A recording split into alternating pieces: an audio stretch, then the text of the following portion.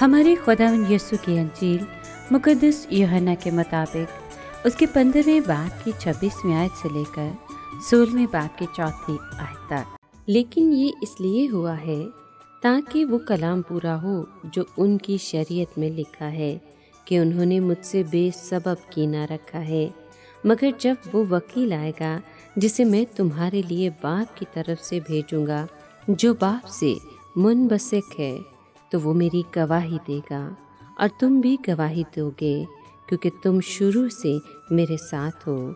میں نے یہ باتیں تم سے اس لیے کہیں تاکہ تم ٹھوکر نہ کھاؤ، تم عبادت خانوں سے نکالے جاؤ گے، بلکہ وہ وقت آتا ہے کہ جو کوئی تمہیں قتل کرے گا وہ گمان کرے گا کہ میں خدا کی عبادت کرتا ہوں، اور وہ اس لیے یہ کریں گے کہ انہوں نے نہ باپ کو جانا اور نہ مجھ کو، مگر میں نے یہ باتیں تم سے اس لیے کہیں تاکہ جب ان کا وقت آئے تو تمہیں یاد آ جائے کہ میں نے تم سے کہہ دیا تھا۔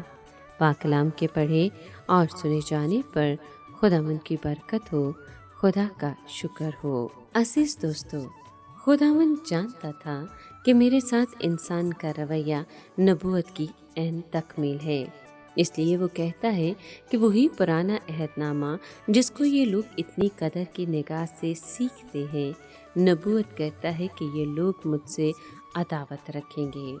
بات یہ نہیں کہ اس نبوت کی وجہ سے ان کو ضرور ہی مسیح سے عداوت رکھنی تھی، بلکہ یہ ان کا اپنا شعوری انتخاب تھا۔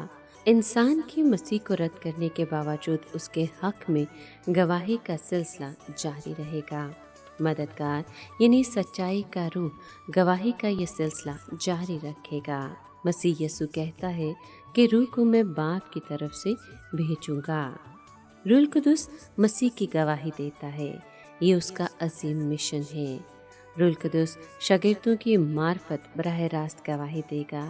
وہ شروع ہی سے خدا کے ساتھ تھے، یعنی جب اس نے اعلانیہ خدمت کا آغاز کیا تھا۔ غالباً شاگردوں کے دلوں میں بھی وہی امید تھی جو عام یہودی قوم میں تھی کہ مسیح موعود اپنی دنیاوی سلطنت قائم کرے گا اور روم کی قوت ریزہ ریزہ ہو جائے گی۔ اس کے برعکس اس نے ان کو بتایا کہ میں مروں گا، دوبارہ جی اٹھوں گا اور پھر آسمان پر واپس جاؤں گا۔ روح القدس آئے گا اور تم میری گواہی دینے کے لیے دنیا کے کونے کونے میں جاؤ گے۔ دنیا ان سے عداوت رکھے گی اور انہیں ستائے گی۔ خداوند نے ان کو یہ باتیں پیش کی بتا دیں تاکہ وہ یہ نہ کہیں کہ ہم دھوکے میں رہے، وہ ٹھوکر نہ کھائیں اور نہ ہی ان کو صدمہ ہو۔